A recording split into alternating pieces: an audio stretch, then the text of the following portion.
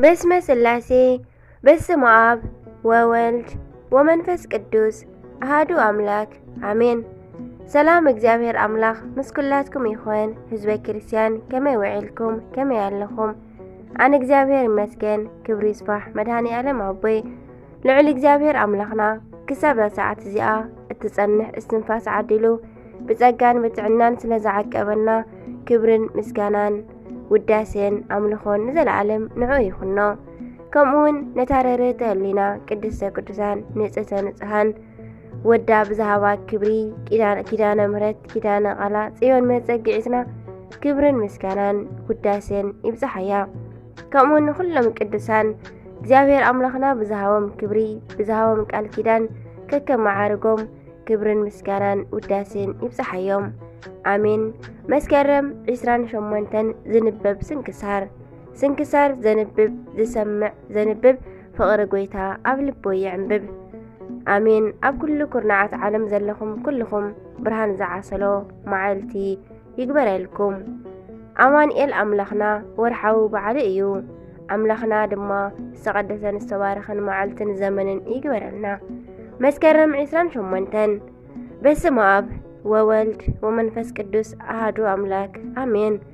ቅዱሳን አባዲርን ሓፍቱ ኢራኢን ኣብ 300 ክፍለ ዘመን ናይ ሮም መንግስቲ ንዓለም እተመሓደር ኣብ ክልተ ከተማታት ብባዕላ ብሮምን ብአንጾኪያ ነበረ። ናይቲ ወቕቲ ንጉስ ኑማርያኖስ ክኸውን ከሎ ናይቲ ቤተ መንግስቲ ልዑላንን ናይ ውግእ ሓለቓታት ድማ ቅዱሳን ፋሲለደስ፣ ገላውዲዮስ፣ ፊቅጦር፣ መቃርስ፣ አባዲር፣ ቴዎድሮስ፣ ሰለስቲኦም እውን አውሳብዮስ፣ ዮስጦስ፣ አቦሊ ካልኦትን ነበሩ። ካብ ኣዋልድ ድማ ቅዱሳት ማርታ፣ ሶፊያ፣ ኢራኢ፣ ታኡኪልያ ካልኦት እውን ነበራ።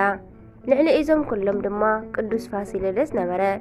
እቲ ወቕቲ ካብ ፋርስ ካብ ቁዝን ካብ በርበርን ውግእ ዝበዝሓሉ ግዜ ስለ ዝነበረ ብኣጋጣሚ ንጉስ ኑማርያኖስ ኣብ ማእከል ሰልፊ ተሃሪሙ ወደቐ እሞ ሞተ።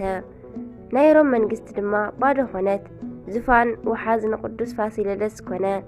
ንኻልኦት ቅዱሳን ቀሊል ነበረ፣ ግን ንሳቶም ስቕ ኢሎም ጸላእቲ ንምውጋእ ወፁ። ኣብቲ ዘመን ድማ ኣብ ግብፂ ሓደ ሓላዊ ኣጣል ዝነበረ ካብ ቆልዕነቱ ሰይጣን ዘዘራርቦ ሓደ አግሪጳጣ ዝብልዎ ጉልበተኛ ሰብ ነበረ። ንጉስ ካብ ዝወለደን ደቁ ክልቲአን ኣዋልድ ክፉኣት ስለ ዝነበራ እታ ንእሽተይ አግሪጳዳ ወላ ሓደ ኣብ ዘይብሉ ኣንጊሳ ጽንሓቶም። ስሙ ድማ ዲዮቅልጥያኖስ በለቶ። ኣብ ናይ ቤተ ክርስቲያን ታሪክ ድማ ድሕሪ ሰይጣን ቀጺሉ ከምዚ ናይ ዝክፉእ ስም የለን ይብልዎ። ንናይ ዓለም ክርስቲያን ዝጨፍጨፈ ሰብ እዩ። እታ ዓባይ ድማ ነታ ንእሽተይ ሓፍታ ርእያ መክስሚያኖስ ዝበሃል ኣራዊት ተመርዕያ ኣንገሰቶ። ዓለም ድማ ኣብዞም ኢድ ጨካናት ሰባት ወደቐት። ሰራዊቱ ኩሎም ድማ ብሚልዮን ይቁጸሩ ነበሩ። ነቲ ዝተገብረ ምስ ረኣዩ ተበሳጨው። ነዚ ዝተመልከተ ቅዱስ ፋሲለደስ ግን ንልዑላንን ሓለቓታትን ኣኪቡ እዚ ዓለም ምስ ገብራ ጠፋኢት እያ፣ ስለዚ እቲ ዝሓሸ ንናይ ክርስቶስ መንግስቲ ንምረጽ በሎም። ኩሎም ድማ ከም መኻሪ ሓደ ልቢ ደስ ኢልዎም ንምድራዊ ክብሮም ክገድፉ ወሰኑ። ቀጺሎም ድማ ኣብ ሓንቲ ቤት ተኣኪቦም ክጾሙ፣ ክጽልዩ፣ ክሰግዱ ጀመሩ። ናብ ደገ ዝወፁ ንምምጽዋት ጥራሕ ነበሩ። ቅዱሳን አባዲርን ኢራኢም ብም ከዓ ምስዞም ቅዱሳን ኮይኖም ተጋድልኦም ቀጸሉ። ብፍላይ ቅዱስ አባዲር ለይቲ ኣብ መካነ ጸሎቱ ክጽሊ ሓዲሩ ምስ ወግሕ ድማ ንነዳያን ይበጽሕ ነበረ። ኣጋምሸት ድማ ልብሱ ለዊጡ ናብ እስር ቤት ይኸይድ ነበረ። ንሱ ሓለቓ ናይ አንጾኪያ ሰራዊት ሓያል ናይ ውግእ መራሒ ስለ ዝነበረ ኩሎም ይፈትውዎን የኽብርዎን ነበሩ። በዚ ምኽንያት ሓለውቲ ናይቲ እስር ቤት ወላ እኳ ካብ ዲዮቅልጥያኖስ ከቢድ ትእዛዝ እንተነበሮም ነዚ ቅዱስ ግን ይኸፍትሉ ነበሩ። ንሱ ድማ ናብ እስር ቤት ኣትዩ ንቁስሎም ጸሪጉ ንእግሮም ሓጺቡ ንጥምየቶም መደገፊ ዝኸውን መኣዲ ድማ ቀሪቡሎም ይወፅእ ነበረ። ብኸምዚ ዝበለ ግብሪ ከሎ ስለ ክርስቶስ ዝስዋዓሉ ግዜ በጽሐ። ሓደ መዓልቲ ኣብ መካነ ጸለቱ ንምስጋና ምስ ተግሀ ክብሪ ይኹኖሞ ጎይታናን ኣምላኽናን መድሓኒናን ኢየሱስ ክርስቶስ ተገልጸሉ። ስምካ ንዘለዓለም ከኽብሮ እየ፣ ኣብ ሰማያዊት ርስተይ ድማ ከንግሰካ እየ፣ ምስ ሓብትኻ ይራኢ ናብ ምድረ ግብፂ ወሪድኩም መስክሩ ኢልዎ። ንዓኣ ድማ ብተመሳሳሊ ሓውኪ ዝኣዘዘኪ ስርሒ ኢልዋ መድሃኒ ዓለም ናብ ሰማያት ዓረገ። ካብታ መዓልቲ ጀሚሮም ቅዱስ ኣባዲርን ሓፍቱ ኢራኢን ናብ ግብፂ ዝኸድሉ መንገዲ ክደልዩ ጀመሩ።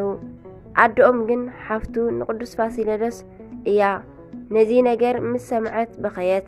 ደቀ ኣይትሙትኒ ንዲዮቅልጥያኖስ ድማ ኣይትዛረብዎ ክትብል ኣምሓለቶም። ድሕሪ ቁሩብ መዓልታት ድማ እዚ ቅዱስ ምስ ሓፍቱ ካብ ሶርያ ጠፊኡ ናብ ግብፂ ኣተወ።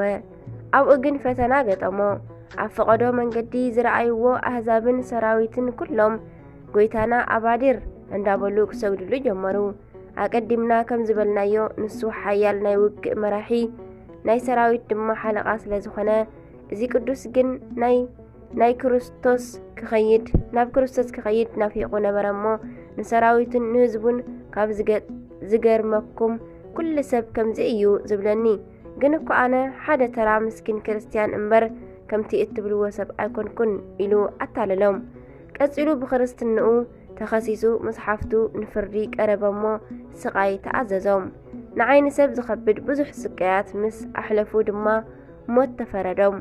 ነገር ግን ክሳዶም ቅድሚ ምስያፎም እቲ መኮንን ኣርያኖስ ትኽ ኢሉ ምስ ረኣዮ ተጠራጢሩ ማንነትካ ክትነግረኒ ብኣምላኽካ ኣምሒለካ ኣለኹ በሎ። ቅዱስ ኣባዲር ድማ መለሰ፣ ንስኻካ ማንነተይ ምስ ፈለጥካ ንዓይ ምቕታል ከይትገድፎ መሓለለይ በሎ።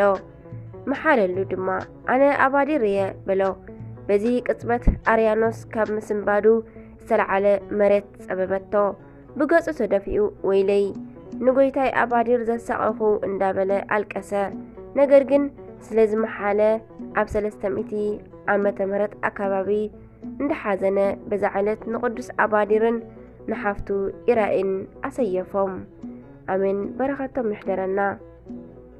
ቅድስቲ ሶስና እዛ ኣደ ዝነበረት ቅድስቲ ቤተ ክርስቲያን ክርስቶስ ኣብ 500 ዓመት ኣካባቢ እዩ።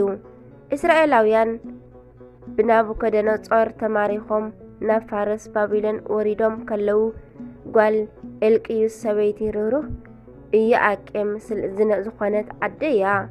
ቅድስቲ ሶስና ኣብ ሃገረ ስደት ንእግዚኣብሔር እተምልኽ ብበዓል ቤታ እትእመን ንቤተሰባ ድማ ኩርዓት ዝኾነት ጎርዞ ነበረት። ኣብ ልዕሊኡ ድማ ብጣዕሚ ዝጸበቐት ነበረት። ኣብቲ ዘመን ንሕጊ ንፈልጥ ኢና ዝብሉ ክልተ ረበናት ካህናት ድማ ካብ ቅድስናኣ ከጉድልዋ ይደልዩ ነበር እሞ ምስላጥ ምስ ኣበዮም ብሓሶት ከሲሶም ኣብ ቅድሚ ወገናታ ንሞት ኣፍረድዋ። ኣብ ቅድሚ ፍርዲ ቆይማ ከላ ንሳ ብፍጹም ንባዓታ ናብ ፈጣሪኣ ትጽሊ ነበረት እሞ እግዚኣብሔር ንፍርዱ ለኣኸ። ክቐትልዋ ኢሎም ምስ ወሰድዋ ናይ ቅድም ነቢ ቅዱስ ዳንኤል ሽዑ ግዜ መንእሰይ ነበረ እሞ ኣነ ካብዛ ዝተባረኸት ሰበይቲ ደም ንጹህ እየ ክብል ተዛረበ። ነዚ ዝሰምዑ ዳያኑ ድማ ነቲ ናይ ፍርዲ ዙፋን ለቐቕሉ። ንኽልቲኦም ረበናት ነንበይኖም ገይሩ ዝሙት ክትሰርሕ ከላ ኣበየናይ ቦታ ከም ዝረኣኹምዋ ሓተቶም። ጎይታ ክፈርዶም ከሎ እቲ ሓደ ኣብ ኮኽ እቲ ሓደ ድማ ኣብ ትሕቲ ሮማን ገረብ በለ። በዚ ግዜ እቶም ህዝቢ ነዞም ሓሰውቲ ረበናት መምህራን ካህናት ኣብ ክንዳ ብእምኒ ቀተልዎም። ቅድስቲ ሶስና ግን ብዘሎ ዘመና ኩሉ ንፈጣሪኣ ኣገልጊላ በዛ ልማዓንቲ ሓረፈት። በረኸት ቅድስቲ ሶስና ኣዴና ይሕደረና። ኣሜን። መስከረም 28 ዝኽበሩ ዓመታዊ ናይ ቅዱሳን በዓላት ቅዱስ ኣባዲር ሰማዕት፣ ቅድስቲ ኢራኢ ሓፍቱ፣ ቅድስቲ ሶስና ኣደና፣ ቅዱስ ሉቃስ መነኮስ፣ ቅዱስ ጳውፍርና። ሽዑ ሶስና ብዓብይ ድምፂ ኣወየት፣ ኦ ዘለዓለማዊ ኣምላኽ أبخا كحبا زخئل مستر يلبون كابخا زحبا مستر يلبون نخلو نجر كيكونا كلو تفلطيخا أزم سبات زياتهم بحثت يخصني كم زلو نسخات فلطيخا أنا قنا أنه أموت علخو إزي نساتهم فتيرم زخصني زلو نجر كأكتو أيوة عالكون النابلتون تسليت زيابير دما صلوتا سمعا سوسنا معرف حدا فقدي 41 آمين بركتهم يحضرنا سنكسار تسمع زنبب فقر قويتا أو لبو يعنبب آمين زودغي زنتبه بعفا قدسان تقوان ملاك يتعرم لي آمين وسبحات لك زيابير ولولالي تودنقل ولمسك ألو كبر آمين